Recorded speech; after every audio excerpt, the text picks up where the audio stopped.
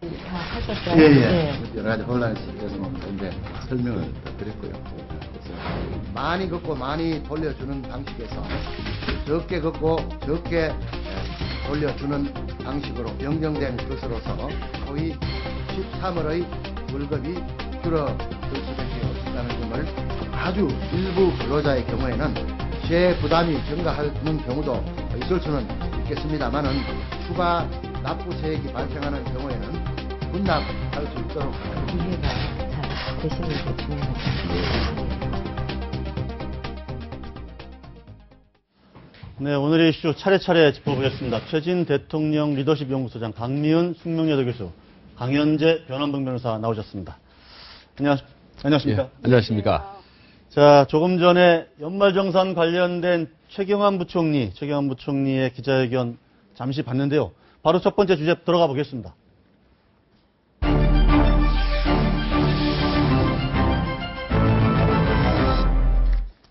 자, 연말정산 지금 난리도 아닌데요. 일단 강 변호사님, 한번 연말정산 올해 해보셨나요? 저는 작년까지는 예. 했는데요. 예. 근데 작년에는 그냥 좀 이렇게 항목별로 네. 좀 심플했던 것 같은 작년에 생각이 드는데. 보통 한 20, 30분 정도면 대충 끝냈죠. 네, 그리고 작년까지만 해도 정말 연말정산 간소화 서비스라고 해서 네. 간단하게 할 수 있는 것처럼 이 자체 서비스가 제공이 됐고 그걸로 네. 해서 사람들이 했기 때문에 네. 연말정산 사실 세부적으로 들어가면 굉장히 복잡하지만 어쨌든 내가 연말정산을 하는 데 있어서는 좀 간단하게 돼 있었다라는 생각이 들었는데 이번에는 이 네. 정부에서 참 시뮬레이션을 제대로 안 돌려봤는지 네. 연말정산 받는 것조차 굉장히 더 복잡해져서 네. 사람들이 머리가 아프다고 할 정도거든요. 거의 지금 보면 난수표 같다 이런 얘기도 나오고요. 네. 실제 입력을 해보니까 1시간 반 정도 걸린답니다. 해보셨어요? 아, 저 무서워서 못 해봤어요. 아직 무서워서 못 해보셨어요? 너무 어렵다고 해서 무섭고, 네. 그다음에 너무 많이 나올까봐 무서워서 못 해봤습니다. 근데 또 하나가 있어요. 네. 너무 복잡해서도 못할 것 같지만 네. 또 했을 때 금액이 얼마 나올까가 두근두근 거리는 일이고 또 하나는 네. 이렇게 복잡하다 보니 예. 일부 본인이 계산한 부분에 누락을 시켰을 때는 네. 나중에 그 부분이 가산세로 나올 수도 있어요. 아. 그러다 보니 1시간 반인 정도가 걸리는 것도 굉장히 치밀하게 신경 쓰면서 해야만 되는 네. 그런 상황이 돼버렸죠. 지금도 여기도 보시면은 네. 신용카드만 해도 또 일반 사용, 그다음 전통시장에서의 사용, 대중교통으로 사용한 부분 이런 식으로 세부 항목들이 다 나눠져 있다 보니까 네. 이것들을 개인이 직접 하시기 굉장히 어려운 구조가 됐습니다. 네.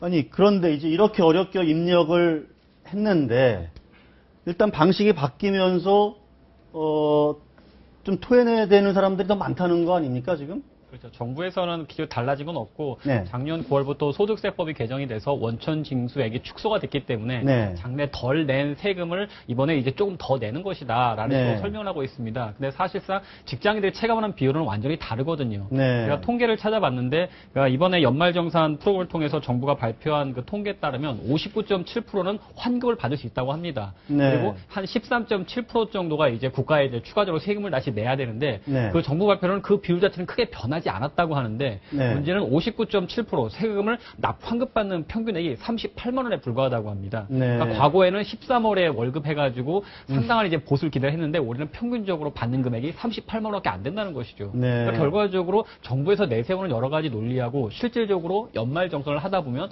이제 소득공제가 세액공제로 바뀌고 여러 가지 비과세 공제 항목이 축소가 되면서 일반 그 봉급 생활자들이 느끼는 항목은 상당히 줄었는데 정부에서는 단순히 숫자만 가지고 예전하고 그렇게 달라진 것이 없다라는 얘기를 하는데 이건 그 월급 생활자들의 그 분노를 제대로 이해하지 못하는 것 같습니다. 근데 오늘 그 최경환 부총리 네. 기자회견 내용만 봐도요, 앞뒤 말이 안 되는 거를 본인 스스로 하고 계세요. 뭐라고 한다면, 덜 내고 덜 돌려주는 것이다라고 했거든요. 그러니까 덜 그러니까요. 돌려주는 부분만 생각하면은 억울하실 수 있는데 애초에 덜을 덜 내는 것이다. 냈다는 거죠. 예, 라는 그런 설명을 하는데 뒷부분에 가면 또 한편 이렇게 이제 그 소득 연말정산 방식을 바꾼 걸로 해서 네. 9,800억 원의 세수가 확보된다라는 말을 해요. 네. 그래서 이걸로 저소득층에게 다시 또 돌려준다, 복지를 해준다 이 말을 하고 있거든요. 네. 그러면 이렇게 이제 연말정산 바꾼 걸로 인해서 확보되는 9,800억 원, 1조 가량인데 이 1조는 누구 주머니에서 나온 거냐는 거죠. 덜 내고 덜 받아서 똑같다는 똑같은 소리인데 건데. 9,800억이 하늘에서 뚝 떨어지나요? 이런 방식이 있다면은 정말 정부가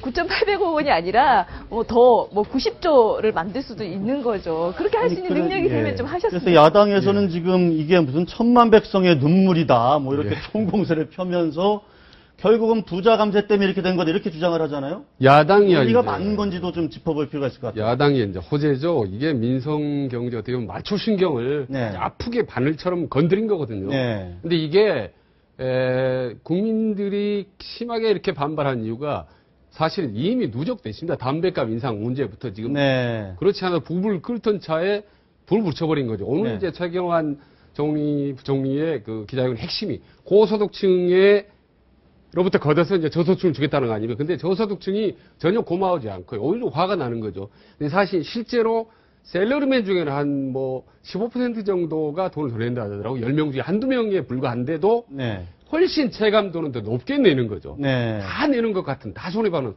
교수님도 벌써 계산도 하기도 전에 많이 내는 것 무서워서 같은 못합니다. 비용 같은 걸 무서워서 갖고 있는 거죠. 못합니다. 그리고 또 하나 중요한 거는 고소득층을 걷겠다고 그랬는데 고소득층조차도 자기는 고소득층이라고 전혀 생각하지 않는다는 거죠. 소득 연봉이 네. 한 5,500 정도인가요? 네. 그 사람들 전혀 본인들이 고소득층이라고 생각하지 않기 때문에 네.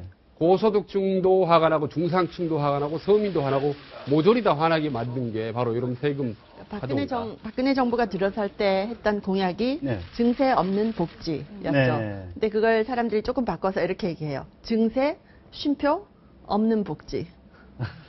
증세는 여기서 하고 있는데 복지는 네. 어디서 하고 있냐 이렇게 아, 묻고 있는 거죠. 증세는 하고 복지는 없다 이런 말씀이에요. 네. 예. 최경환 부총리가 오늘 기자회견 하시는 거 보면서 저는 그런 생각이 들었어요. 아마 이제 불을 조금 끄시려고 나오신 것 같은데 네. 불을 전혀 끄시지를 못했습니다. 네. 왜냐하면 하시는 말씀이 국민의 체감 온도랑 너무 다른 말씀을 하셨어요. 네. 뭐 예를 들어서 소득 재분배 때문에 이걸 한다. 네. 또 평균 세부담은 줄어든다. 네. 줄어든다고 느낀 사람이 누가 있나요? 네. 없습니다. 그리고 적게 걷고 적게 돌려준다라고 했는데 내려간 거는 기름값 몇백 원밖에 안 내려갔지 우리 사회에 내려간 게 뭐가 있나요? 세금은 올라갔죠. 네. 하지만 증세라는 말을 쓰고 있지 않습니다.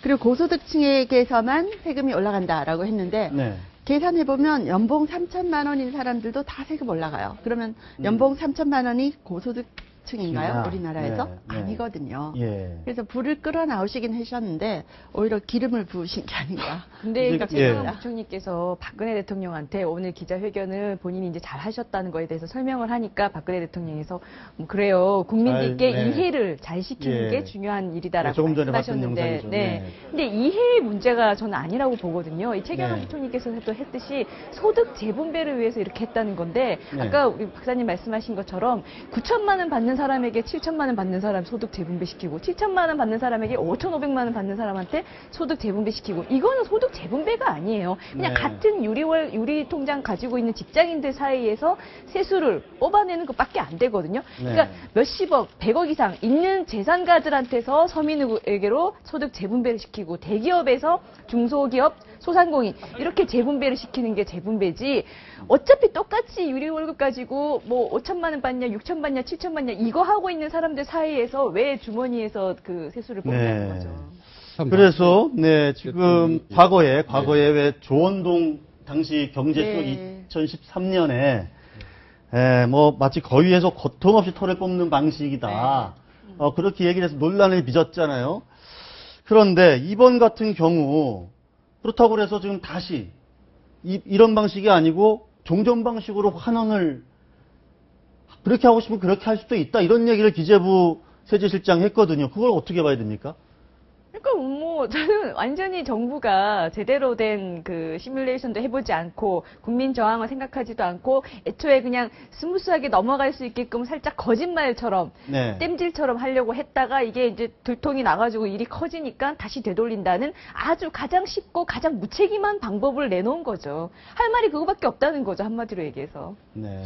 지금은 모든 사람이 다 화가 난 거죠. 여야를 지지하는 누구를 지지하느냐를 막론하고 네. 내 주머니에서 이렇게 많은 많은 돈이 나가리라고는 상상을 못했던 너무나 많은 사람들이 네. 화를 내고 있는 상황인데 아까 말씀하신 것처럼 이제 조원동 수석이 그런 얘기 했잖아요. 네. 거위에서 털을 고통 없이 뽑겠다라고 했는데 네. 지금 이렇게 털을 뽑으시면 거위가 거의 죽을 맛입니다. 죽을 아. 맛입니다. 그런데 정부에서 해명을 하는 걸 보면 저는 참 이상하다 이런 생각이 드는 것이 오늘도 이제 대통령께서 청와대에서 얘기를 하시면서 국민이 이해를 해줘야 된다라고 이렇게 말씀을 하시는데 이게 국민이 이해를 못해서 그런 게 아니고 너무나 네. 고통이 다가오기 때문에 그렇거든요. 네. 그래서 정치인들이 국민들에게 차라리 고통을 이해합니다라고 얘기를 하면 그게 오히려 이해가 되는데 네. 국민들이 이해를 잘 못해서 그렇다는 식으로 나오면 굉장히 곤란하거든요.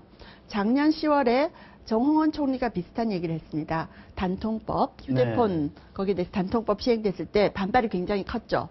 그럼 전 국민을 호갱님으로 만드는 거냐 이렇게 네. 반발이 크니까 정홍원 총리가 나와서 뭐라고 얘기를 했는가 하면 단통법에 대해서 홍보가 부족해서 그렇다. 네. 이해가 부족해서 그렇다. 이렇게 네. 얘기를 하셨다가 또 역풍을 맞으셨거든요. 네. 그래서 이것이 홍보의 문제나 이해의 문제가 아니고 차라리 그 정권을 잡고 계신 분들이 이렇게 고통이 있는 것을 저희가 참 압니다. 하지만 이러이런 점에서 고통 분담을 해달라고 그렇게 접근을 그렇게 하시면 좀 오히려 더 설득하고 나을 호소하는 것 게 같아요. 네. 거위 얘기 너무 자주 하시면 그 영어로 말씀하시면 이제 레임덕인데 그 거위가 그러지 않습니까? 예. 근데 저는 참 안타까운 게 방금 변호사님 말씀도 지금 적당히 넘어가려다가 좀 사단이 터져버렸다. 그런데 꼭 정치하고 비슷하지 않습니까? 지금 네. 어떻게 보면 최경환 장관이 박근혜 정부의 경제적인 간판 스타입니다. 경제적인 네. 과장이고 네. 그런데 저렇게 상당히 애를 먹고 있고 정치적으로도 어떻게 보면 이제 서청문이 정치적인 좌장인데